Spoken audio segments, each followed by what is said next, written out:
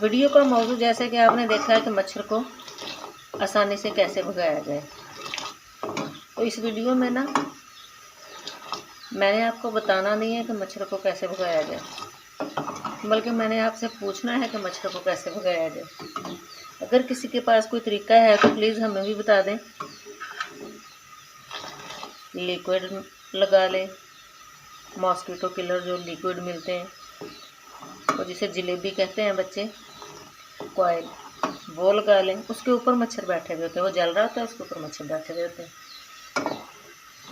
پنکھے چلا لو، جو مرضی کر لو، مچھر اتنا ڈھیٹ ہے کہ وہ آ کے ہی رہتا ہے اور اپنا راگ سنا کے ہی رہتا ہے۔ مجھے تو مچھر بھگانے کا ایک ہی طریقہ آتا ہے کہ کپڑے سے منہ سر کو لپیٹ لو اور سو جاؤ۔ اگر آپ کو کوئی طریقہ معلوم ہو تو مجھے ضرور بتائیے گا۔ افطاری کے بعد کی چائے بنا رہی تھی، سوچا آپ سے پوچھ لوں کہ مچھروں کو بھگانے کا کیا طریقہ ہے۔